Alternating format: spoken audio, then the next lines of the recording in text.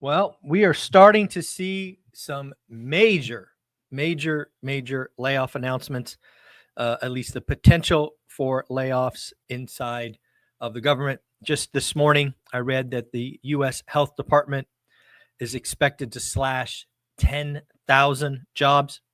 That's per a CNBC article. The Treasury Department has an estimated 100,000 employees, and it too is, according to Bloomberg, set up for substantial layoffs. There have undoubtedly been additional announcements in additional departments. But what got me thinking this morning about these announcements is these feel, at least to me, very much like the layoff announcements we had probably 2 years ago in a different part of the economy. Guys, if you remember 2 years ago, we were seeing Meta, Amazon, Google, and others announce tens of thousands of cuts. Now, in big tech, those cuts were done because basically they overhired. They simply overhired. And they had their efficiency and this, that, and the other. But 2 years ago, big tech had similar sized announcements. Now, if you fast forward to today, it looks like the federal government and its various departments is going through the same cycle. Again, the government appears to have overhired. It appears that there needs to be, some restructuring, some efficiencies, cost savings, all of that. So again, these announcements are significant. You're talking 10,000, according to CNBC at the health department. It will certainly have regional impacts. Now, again, I do not know where the Treasury Department, Health Department employees reside. For all I know, they reside in Kansas. But on the surface, you've got to think a big percentage of these are in the DC kind of metroplex. So if that's true, and again, I'm not saying it is because, again, for all I know, they're in Kansas, you're going to see some impact on real estate. Again, always remember, and this is something I think we're going to learn a lot the next 6 to 9 months. There's timing issues, and we'll talk more about timing with tariffs in a minute. But demand turns off in an instant. Supply comes slowly. So again, I do think that the U.S. government is going through a very similar purge, reduction, efficiency, whatever you want to name it. It's certainly going to impact tens of thousands of people, which is not good. I feel for that, but nothing different than what big tech went through, right? Big tech, Amazon, Meta, Google, all had multiple layoff rounds when they were getting their spend right. So I think that is coming. Well, let's talk about auto tariffs. I don't know if you saw it yesterday, but after the market closed, 25% auto tariffs on cars and parts apparently manufactured and assembled outside the United States. Again, this will have an impact. Again, the impact will have various timing, lead, and lag. Again, the costs will be felt nearly immediately, likely starting April 3rd or 4th. Longer term, you could see supply chains modified. You could see even new plants built, but let's not get it twisted. I was listening to a CNBC host yesterday who focuses on the auto sector, and he had said that the fastest he could even imagine a brand new manufacturing plant being built would be 2.5 years. And he admitted, I think his last name is Fabode, I think. I forget his first name. But he was saying it's far more likely 4 years. So again, remember, the tariffs are felt immediately. Secondarily, you will have some supply chain adjustments. You will likely source what you can from other areas. But the hope for meaningful manufacturing jobs brought home via a new car plant are years into the future. That said, I think there is a secondary effect that you and I should watch. And I want to remind you of what we saw during the pandemic. Do you guys remember during the pandemic when we screwed with all of our supply chains and, new car production cratered? What happened to used cars? Do you remember? Well, used car inflation was nasty. I want to say I saw 1 month where it was annualized at 30%. Now, that wasn't the month, that was an annualized number. But one thing is certain, in my opinion, is not only are we going to see demand fall for new cars, given price point changes, but you're likely going to see an increased demand for used cars. And if you remember that CPI print which was 9.1, I believe a big portion of that was used cars. So remember, there is a knockdown effect likely coming in the auto sector. And it is my opinion that used cars, at least in the nearish term, call it 6 to 9 months, are going to see a bid because, frankly, they're going to be a better value. So again, lots of stuff going on there. We did get pending home sales this morning at 7 a.m. right when I started. I have not gotten the number, but I've set up X to tell me what happened. Let me pull this up. U.S. pending home sales increased 2% month over month, surpassing the estimate of 0.9. That is rebounding from the previous month of negative 4.6. You have to remember, folks, pending home sales does not mean a transaction. We do have fallout, but again, something that we talked about yesterday. Follow what they do, not what they say. So again, pending home sales up 2% month on month, which is interesting. I'll dig into that more, talk about it more on Sunday, but I did want to cover that given it just came out in the last 7 minutes. There was one earnings this morning that I thought was interesting, kind of giving me a feel for what's going on with the consumer. Winnebago, maybe a company you haven't heard of, but Winnebago makes those big RVs, recreational vehicles. Winnebago industry earnings this morning beat top line, beat bottom line. Again, top line, they sold a lot of stuff. Bottom line, they made a lot of money. But they did lower guidance. Reading through their earnings report quickly, the CEO highlighted stubborn interest rates, more on that in a minute, and inconsistent consumer sentiment. Folks, I don't know if you've seen some of these RVs or recreational vehicles, but some of these cost more than a house, right? I saw one the other day that cost $800,000. It's crazy. So again, it doesn't surprise me that we have an inconsistent consumer sentiment could dampen demand, and obviously interest rates matter. Let's talk about Fed speak. We did get a lot of Fed speak in the last 24 hours. We'll start with Kashkari. We'll go to Musselman. We'll go to Goolsbee, Barr, Williams. Lots of different Fed speech. We'll go to Kashkari first.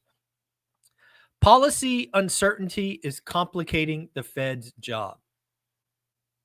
Okay, sounds like a complaint, but okay. In the next year or two, we ought to be able to reduce interest rates. My guess, folks, is Kashkari is one of the Fed presidents that said there will be zero interest rate cuts in 2025. Again, I'll read that for you. In the next year or two, we ought to be able to reduce interest rates. Certainly not what President Trump wants to hear. I'm uncertain about the effect of tariffs. Dude, you're a Fed president. You've got like 2,000 PhD economists. Can we do better than you're uncertain? Let's go to Fed President Muslim. I'm grossly mispronouncing that, not on purpose. No urgency to lower rates. Higher for longer. Labor market at or close to full employment. Absolutely. I expect inflation back to 2% by 2027. Folks, we have another Fed president, I think it was Bostic the other day, that told us that we are not going to get to the 2% inflation until 2027. What does that mean? Higher for longer. What does that mean? No rate cuts in 2025. And again, if that happens, I will be taking massive victory laps because I called that last year. I do not see a recession on the horizon. Okay. It is probable. I don't know what I wrote there. Inflation is higher. Growth is lower in the near term. Again, I don't know about you, but that sure sounds like stagflation to me. And the last thing I wrote in the side, because I thought it was important, he says that small businesses are holding back on hiring given uncertainty. Again, that's going to have two steps. They're going to pull back in the short term. What will likely happen in the next 60 to 90 days is they will get clarity, and then we will move forward. So again, not to be unexpected. Goolsby, higher inflation is a major red flag. No kidding. I'm not even sure why you said that, but okay. Fed President Barr, lending standards have become tight during the pandemic and remain so. Yeah, I don't think that's accurate. I think during the pandemic, and let's call the pandemic 2020, 21, maybe half of 22, lending standards were not tight. Anybody who says lending standards were tight in 2020 and 21, not paying attention. That said, post-pandemic, which again I call, roughly speaking, summer of 22, that did get tight. And why did they get tight? Again, you saw commercial banks, the small regional banks, pull back because their balance sheets were impaired. You obviously had Silicon Valley Bank explosion or implosion. So again, you've definitely seen small commercial banks pull back. Last Fed speak, Fed President Williams, households and firms, think small businesses, are seeing heightened uncertainty. Again, same story. Consumers, businesses, uncertain. They pull back. They wait for certainty. Then they move forward. This is why I have warned you since January that the first 6 months of the year were going to be chaotic. This is exactly what I expected. My hope is now that we are at the end of March, we are halfway through. We've got another 90 days of chaos. But then should clarity clear up in the summer, things should get better from there. We do have IPO likely going this week. CoreWeave. This is the first pure play AI company. The reason I'm bringing it up is we also had a major acquisition. Google was buying Wiz. I wonder if this is the opening of the M&A and IPO window. If you don't know, it's really been frozen or locked up the last 18 months, maybe the last 24. So with Wiz getting a bid from Google, CoreWeave likely going IPO this week, this could be the unlocking of, that part of the economy. It is Thursday, so we got weekly jobless claims. Weekly jobless claims, again, staying right around that 220 level. They came in at 224. Last week was 223. Expected 225. So again, another week right around this anchor point. Also, continuing claims are down to 1.82 million, better than the expected 1.85 million. So again, continuing claims not rushing higher just yet.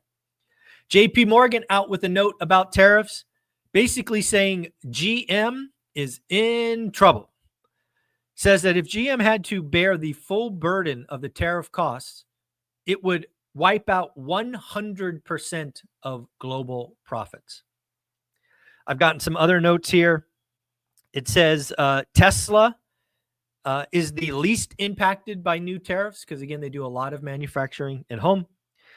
GM and German automakers are most negatively impacted. Think BMW, think Mercedes. Funny enough, Ferrari, which is 100% manufactured in Italy, Ferrari should be able to weather the tariffs by sharing the burden with customers and dealer. Did you know, and I did not know, The average profit on a brand new Ferrari is 112 grand. I'm not even sure what an average Ferrari costs new, probably 300. Gosh, that's crazy to say, 300 grand. Gosh. So yeah, Ferrari basically not impacted. Do you want to talk about the accountability group run by Frank, Old Guy REI? Again, folks, please join school. 6 different accountability groups you can be a part of. Yesterday, they talked about a school member. A school member has locked up a duplex because of networking in the community. Again, folks, if you are interested in real estate investing, learning a new market, join school. There are people all over the country, and maybe there's somebody that you can network with and find opportunity that's better than your market. I really appreciate Frank, Jared, and everyone else who runs accountability groups. It brings a smile to my face knowing there's lots of go-givers doing that. Also, they talked about how to pass down properties should something unexpected happen. Dollar Tree says they are winning over more high-income shoppers as inflation stays high. Dollar Tree did highlight how they are going to fight tariffs. 1, negotiate with suppliers. 2, manufacturing changes. And 3, price increases. Shocking price increases. Bank of America says that gold's going to 3,500. I don't know what it is today, maybe 3,100. So that's quite a move. We do have some notes out about student loan borrowers. Apparently, 9.7 million student loan borrowers are past due. Remember, President Biden turned on student loan payments, but gave a 12-month on-ramp or grace period. Well, that ended, I think, in September. And now you are seeing student loan delinquencies reported. You are seeing average credit scores fall by 100 or more points. It is estimated that there's $250 million in delinquent debt. Ouch. Ouch. All right, what else do I got today? I think that's good. I hope you guys had an amazing day. Like, subscribe, comment, become part of our community. You can either subscribe here on YouTube. You can go nuts and spend 67 pennies a day and join school. If you got my book on Amazon, something I haven't asked for in a while, if you got my book on Amazon, one rental at a time, maybe go back to Amazon and write a review. I think that'd be nice, a little give back for me. That would be wonderful. Folks, have an amazing day. Take care. Later.